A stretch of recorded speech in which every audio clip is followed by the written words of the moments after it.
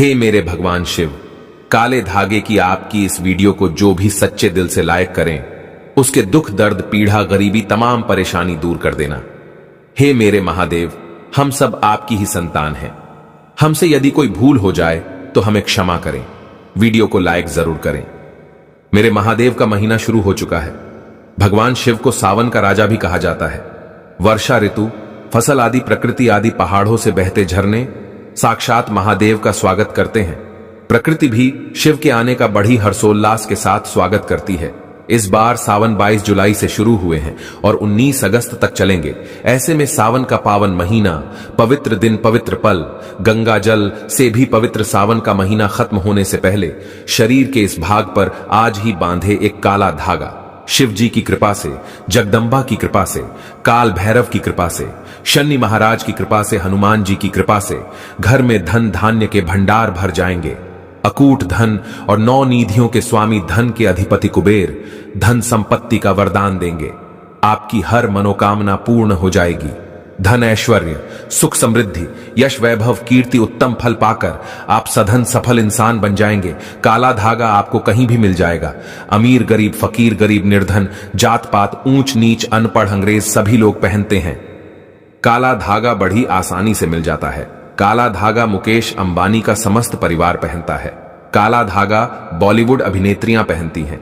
काला धागा उद्योगपति, बड़े बड़े बिजनेसमैन, बिजनेस वूमेन सभी लोग पहनते हैं। काला धागा कैसे पहनना है वह हम आपको इस वीडियो में बताएंगे। अधूरा ज्ञान हमेशा खतरनाक होता है। वीडियो को अंत तक जरूर देखें। सावन में ही पहनना है काला धागा। सावन में इस बार 5 सावन सोमवार पड़े हैं, तो बीच में आप काला धागा तुरंत पहने। काला धागा सिद्ध करने का तरीका भी बताएंगे। तो आज का वीडियो बहुत ही खूबसूरत है। अगर आज का जो वीडियो आपने मिस कर दिया तो समझो आपने साक्षात कालों के भी काल महाकाल की कृपा को ठुकरा दिया है। माता रानी की कृपा को ठुकरा दिया है। धन लक्ष्मी आपको कभी नहीं मिलेगी। तो वीडियो को पूरा जरूर देखें और एक लाइक जरूर करें। आज हम बताएंगे शरीर के किस अंग पर बांधे काला धागा और क्यों बांधे काला धागा। दोस्तों, आपने कई बॉलीवुड की अभिनेत्रियों को शरीर पर काला धागा बांधे हुए देखा होगा। कई बड़े उद्योगपति काला धागा शरीर के विशिष्ट हिस्से में बांधते हैं। यहां तक कि अगर आप ध्यान से देखें तो हमारे प्रधानमंत्री के हाथों में भी आपको काला धागा बंधा हुआ दिख जाएगा। तो कहीं ये सक्सेस का महामंत्र तो नहीं है?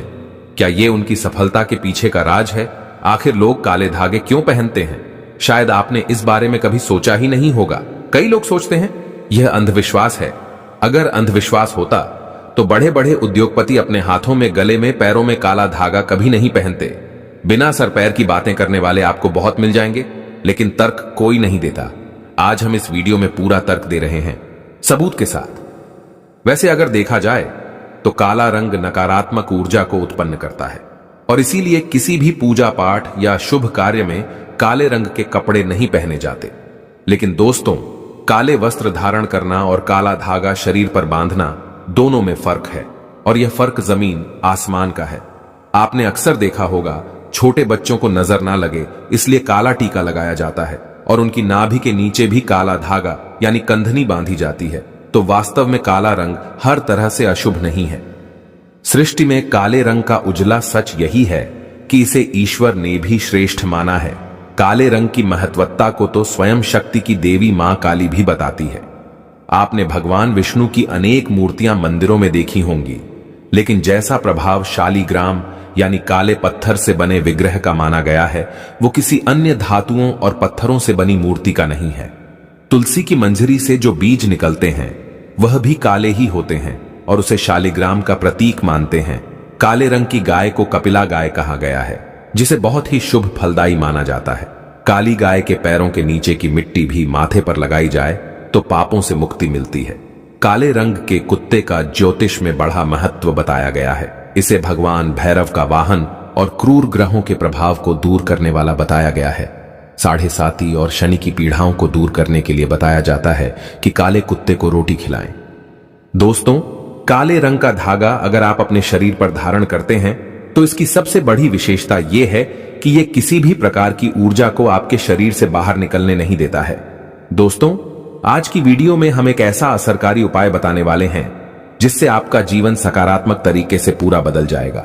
आपको हर कार्य में सफलता मिलने लगेगी। इतनी खुशियां आएंगी जिसकी आपने कभी कल्पना भी नहीं की होगी। देखिए, जब आप किसी धार्मिक कार्य के लिए जाते हैं, माता वैष्णो के द्वारा जाते हैं, भैरव मंदिर जाते हैं, कोई तीर्थ यात्रा जैसे पूर्णागिरि धाम जाते हैं, हरिद्वार जाते हैं, तब आपको एक अलग से पुजारी जी एक काला धागा जरूर देते हैं। ये काला धागा हमें तब प्राप्त होता है, हम पुजारी जी को अपना काला धागा दे देते हैं। तब पुजारी जी बदले में भगवान के चरणों का काला धागा उठाकर आपको प्रसाद के रूप में देते हैं। काला धागा लगभग सभी स्थानों पर धार्मिक यात्रा पर उपलब्ध किया जाता है, जो कि सिद्ध होता है।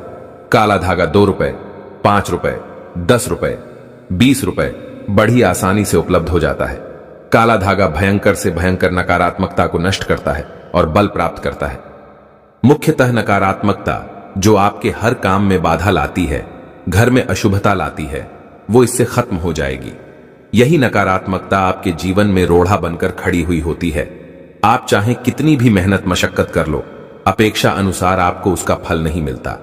परिणाम धन की कमी हो ही जाती है, आर्थिक समस्याएं सताने लगती हैं, चिंता बढ़ती है, चिंता साथ में क्लेश लेकर आती है, और फिर परिवार में अशांति छा जाती है, और फिर पति पत्नी के बीच का संवाद गायब हो जाता है।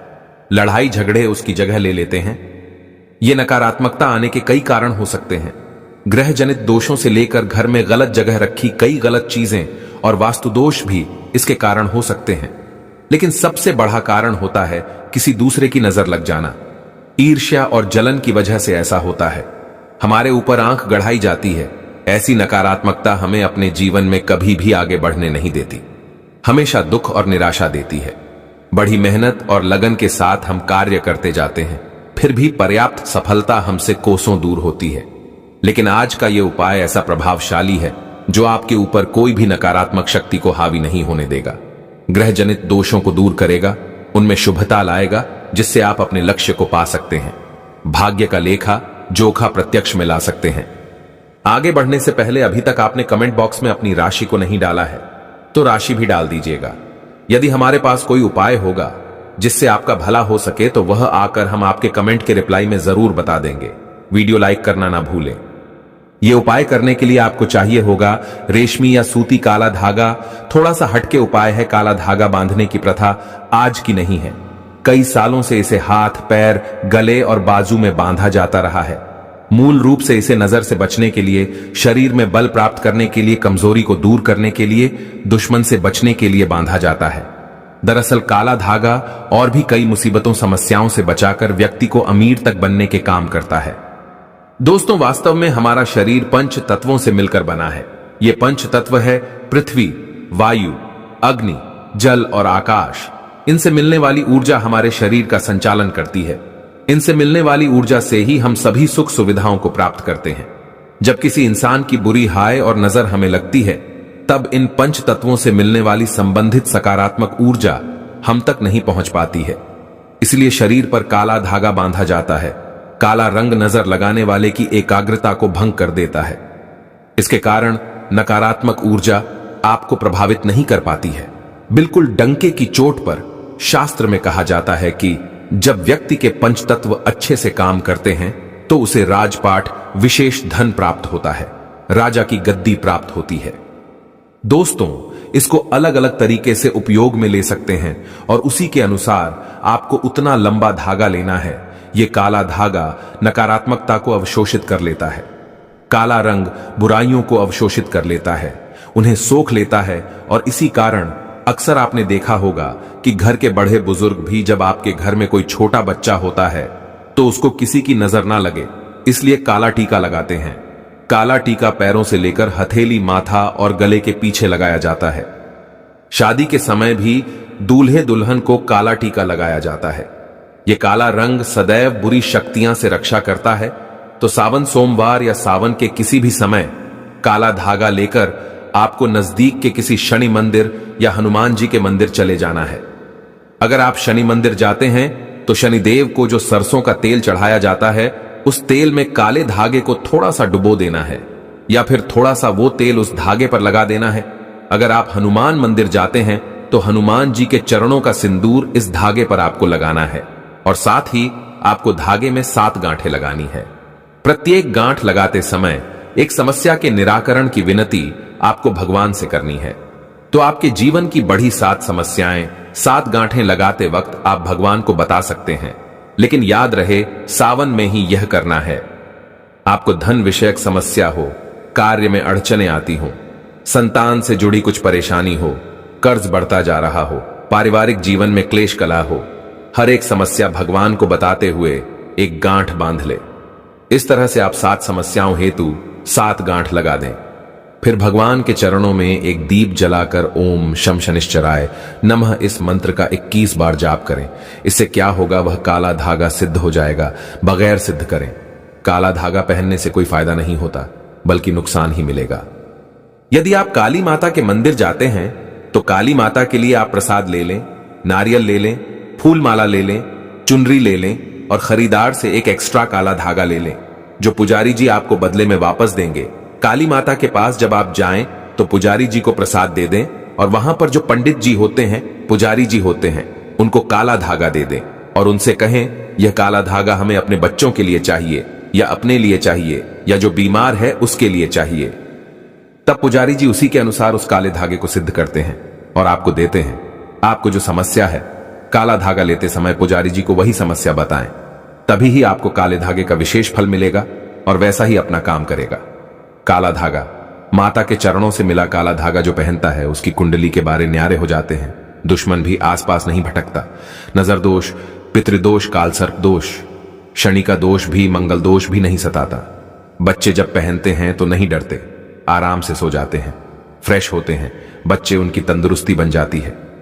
दोस्तों, अगर आप सावन के समय किसी भी दिन हनुमान जी के मंदिर जाते हैं तो एक बार आपको पहले आसन लगा लेना है और फिर हनुमान चालीसा का पाठ करना है और अपनी सभी 7 समस्या बताते हुए काले धागे में 7 गांठें लगाएं। उसके बाद जिस धागे में आपने गांठें लगाई है, उस धागे को दीप के ऊपर से 7 बार उसार लें। उसारते समय ओम हनुमते नमः इस मंत्र का आपको 7 बार जाप करना है। इस उपाय क्रिया के दौरान या उसके बाद आपको किसी से कोई बात नहीं करनी है। चुपचाप अपने घर चले जाना है।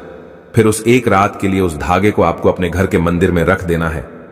अब उस धागे को अपने या जिस भी व्यक्ति के लिए आप ये उपाय करना चाहते हैं, उस व्यक्ति के बाजू में आपको बांध देना है। अगर आपने बड़ा धागा लिया है तो आप अपने परिवार के सभी सदस्यों के बाजू में ये बांध सकते हैं। ये एक रक्षा कवच की तरह काम करता है।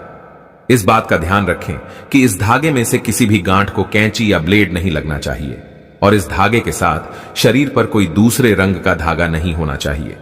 अगर आप इसे काटना चाहते हैं तो किसी दीवार पर घिसकर इसके कई हिस्से कर लें और परिवार में सभी को बांध दें। दोस्तों, काला धागा बुरी नजर और बुरी हवाओं को सोख लेता है और उनका असर हमारे शरीर पर नहीं होने देता। शनि दोष से बचने के लिए भी व्यक्ति को काले धागे को पहनना चाहिए।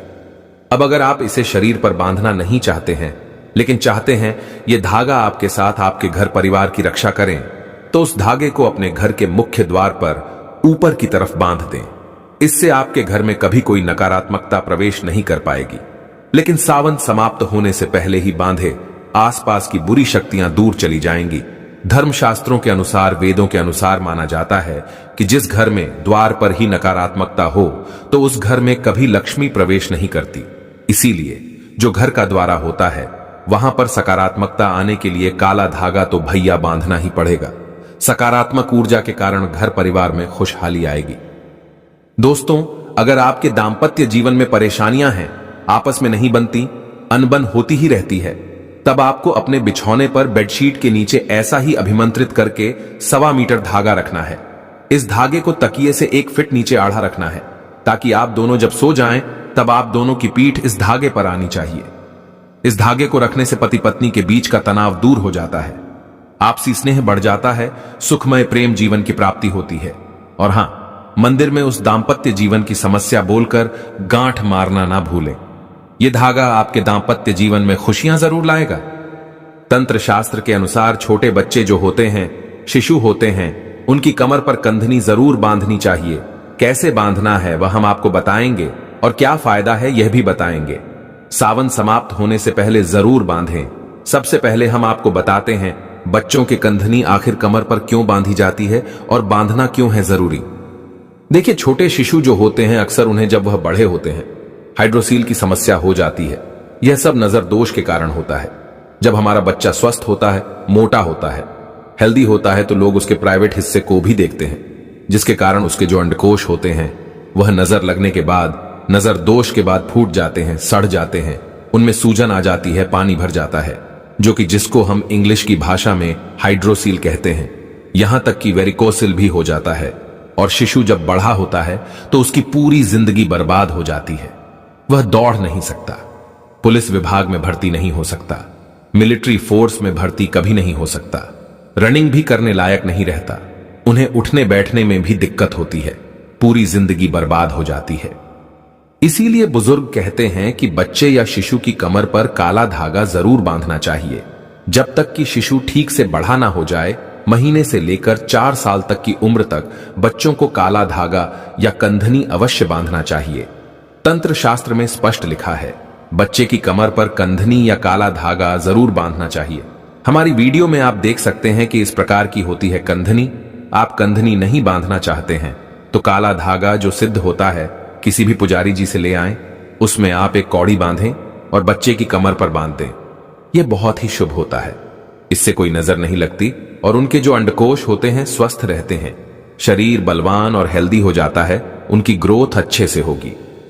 दोस्तों, अगर आपके परिवार के किसी सदस्य को नजर लग गई है, किसी की बुरी नजर का दोष लगने के सारे लक्षण दिख रहे हैं, तो उस व्यक्ति की बाजू में विशेष तौर पर इस काले धागे को बांधना ही चाहिए। दोस्तों, वैसे तो यह उपाय तुरंत असर दिखाना शुरू कर देता है, लेकिन अगर आपको लगे कि इसके प्रभाव में कमी है, यह उतना असर नहीं दे रहा है, तो हर शनिवार को या मंगलवार को एक दिन आपको उसी काले धागे को मंदिर ले जाकर फिर से अभिमंत्रित करना है और उस समय ओम शम शानैश्चर्य नमः या ओम हनुमते नमः इस मंत्र का जाप करना है। दोस्तों, नकारात्मक चीजों का प्रभाव बहुत ज्यादा होने पर इस तरह से धागे की फिर से शक्ति बढ़ाने का काम करना पड़ता है।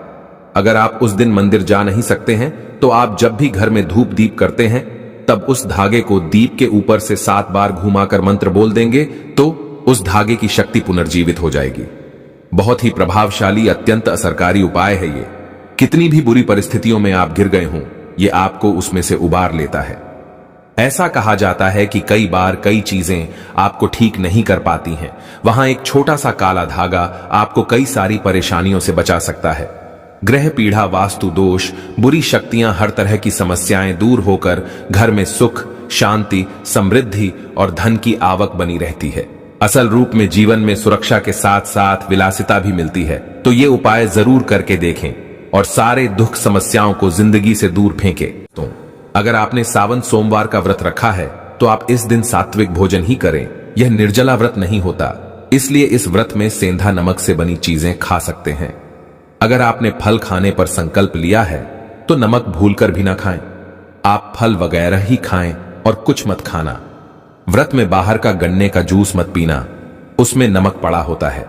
बर्तन कोई कितना भी साफ कर ले, नमक रह ही जाता है। बाहर का जूस भी मत पीना, उनके बर्तनों में भी नमक पड़ा होता है, जो हम घर में देखभाल कर लेंगे, व्रत की वह बाहर नहीं कर पाएंगे और वह नमक आपके मुंह तक जाएगा तो आपका व्रत खंडित हो जाएगा। व्रत में डब्बा बंद जूस नहीं पीना चाहिए, उसमें कई केमिकल पड़े होते हैं जिससे व्रत टूट जाता है। और व्रत में लंबे समय का रखा हुआ भोजन कभी नहीं करना चाहिए, वह दूषित भोजन कहलाता है जिसमें विष होता है। दोस्तों, सावन में कई बार शुक्रवार का दिन पड़ जाता है तो खट्टा भूलकर भी मत खाना, क्योंकि माता संतोषी इस दौरान जागृत अवस्था में हो जाती है, वह रुष्ट हो जाएंगी। इस दिन आप पानी पूरी, इमली की चटनी वगैरह, खट्टे फल वगैरह जाने अनजाने में भी मत खाना, क्योंकि इससे माता संतोषी क्रोधित हो जाएंगी। एक बार माता संतोषी रुष्ट हो गई तो आपको जिंदगी भर कष्ट भोगना पड़ेगा। माता रानी भोली है, पर सावन के महीने में जो भी शुक्रवार के दिन खट्टा खाता है उसे परेशानी और माता के क्रोध का सामना करना ही पड़ता है। सावन में साधारण नमक फलों पर लगाकर या अमरूद के बीच में भरकर भूलकर भी नहीं खाना चाहिए। आप सेंधा नमक फलों पर लगाकर खा सकते हैं। सावन के व्रत में चाय आप पी सकते हैं, लेकिन चाय में नमक मत डालना, इससे हड्डियां गल जाती हैं। सावन के व्रत में दूध नहीं पीना चाहिए, इससे भगवान शिव क्रोधित हो जाते हैं। सावन में हल्दी मिलाकर दूध पीने से भयंकर श्राप लगता है। सावन में बच्चों को दूध पी लेना चाहिए, पर घर में बड़ों को दूध नहीं पीना चाहिए। यदि कोई बीमार है, किसी कारणवश यदि दूध की आवश्यकता हो तो उसे पी लेना चाहिए। यदि सावन का व्रत अगर आपने मीठे पर रखा है तो आप मीठी मीठी बर्फी भोग लगाने के बाद खाइए। शिव को भोग लगाने के बाद खीर पराठा या दही पराठा खा सकते हैं। मीठी मिश्री खाएं या आटे का मीठा मीठा चीला बनाकर आप खा सकते हैं। यदि व्रत छटपटा पर रखा है तो आप चाहे तो सेंधा नमक से बने आलू के पकवान खा सकते हैं। आलू की सब्जी कुत्तू की रोटी के साथ खा सकते हैं। सादा दही में डालकर खीरा खा सकते हैं। धनिया खा सकते हैं। लौकी या कद्दू की सब्जी भी खा सकते हैं। और आटा खाते समय आटा ध्यान से देख लें, पुराने आटे में कीड़े पड़ जाते हैं जिससे आपका व्रत खंडित हो सकता है। व्रतधारी को सावन सोमवार के व्रत में बेसन, मैदा, सत्तू, अन्न और अनाज का सेवन नहीं करना चाहिए।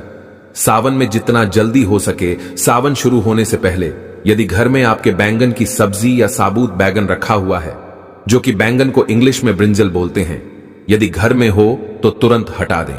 इससे भगवान शिव अत्यंत क्रोधी हो जाते हैं। सावन में यदि पालक का साग रखा है तो घर से बाहर फेंक दें। साग सब्जियां सावन में खाना वर्जित होती हैं। खासकर बैगन तो घर में भूलकर भी नहीं रखना चाहिए, नहीं तो घर हो जाएगा कंगाल। भगवान शिव क्रोधित हो जाते हैं। सावन में घर में बैगन रखने से विनाश होता है। इसके अलावा अन्य किसी भी व्यक्ति को मांस, मदिरा, लहसुन, प्याज इत्यादि का भी सेवन नहीं करना चाहिए। वहीं व्रत रखने वाले व्यक्ति को धनिया पाउडर, मिर्ची पाउडर, सादा नमक का सेवन भूलकर भी नहीं करना चाहिए। गरम मसाला या पैकेट पर सामग्री बिना पढ़े कोई भी डब्बा बंद पैकेट कुछ भी नहीं खाना चाहिए। 90% डब्बा बंद सामान में पैकेट में लहसुन प्याज पड़ा होता है। आप कभी इंग्रेडिएंट्स पढ़ सकते हैं। लहसुन प्याज सबसे ज्यादा इस्तेमाल होता है डब्बा बंद चीजों में। और सावन में यदि हमने गलती से यह चीज खा ली तो हमारा व्रत टूट सकता है। सावन में चाहे आपका व्रत हो या ना हो, किसी भी व्यक्ति को कढ़ी पकोड़ा नहीं खाना चाहिए। और वहीं पत्तेदार सब्जियां, पालक, मेथी, लाल भाजी, बथुआ, पत्ता गोभी जैसी सब्जियां या साग सब्जियां भूलकर भी नहीं खानी चाहिए। यह जहर के समान मानी जाती है।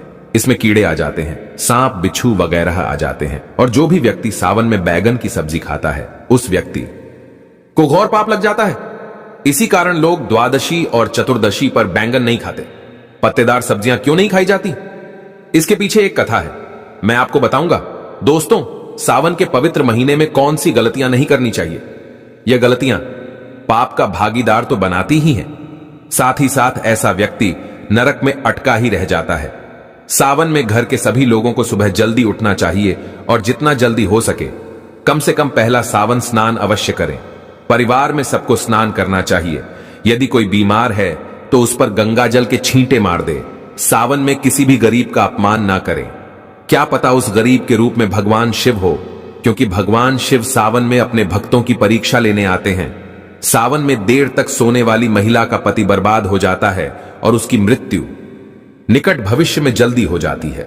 इसलिए पति के उठने से पहले सावन में हर स्त्री को जल्दी उठ जाना चाहिए और भगवान शिव की पूजा करनी चाहिए। सोमवार व्रत आपको अवश्य करना चाहिए। ऐसा करने से धन लक्ष्मी का वास होता है। सावन में पति पत्नी को सहवास नहीं करना चाहिए। अगर आपने व्रत रखा है या आपकी पत्नी ने व्रत रखा है तो आप दूरी बनाकर रखें, क्योंकि इस दौरान ऐसा व्यक्ति भगवान शिव की शरण में होता है।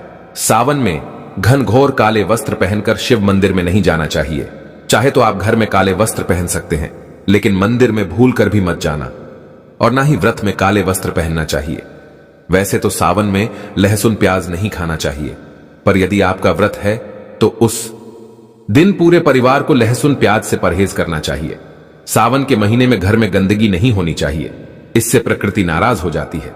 सावन में आपके घर का जो मंदिर है उसमें माचिस के खाली पड़े डिब्बे या माचिस नहीं रखनी चाहिए। सावन में घर में किसी भी व्यक्ति को गाली नहीं देनी चाहिए, चुगली आदि नहीं करनी चाहिए। पत्नी को अपशब्द नहीं कहने चाहिए और ना ही पति को अपशब्द कहने चाहिए। इससे भगवान शिव आपको श्राप दे देते हैं। सावन में जो भी व्यक्ति दूध में हल्दी डालकर पीता है उसके ऊपर महाकाल का क्रोध बरसता है। सावन में बाल, नाखून, दाढ़ी वगैरह नहीं बनवाना चाहिए। यह आपको पहले कर लेना चाहिए। कोई ज्यादा समस्या हो तो आप ऐसा कर सकते हैं, पर शिव जी से क्षमा अवश्य मांग ले। दोस्तों, माता पिता का सम्मान करना चाहिए, क्योंकि मां को माता पार्वती और पिता भगवान शिव को माना जाता है। इसलिए माता पिता में इन दोनों का वास होता है। मां पिता का आदर करने से भगवान शिव और मां पार्वती प्रसन्न होते हैं।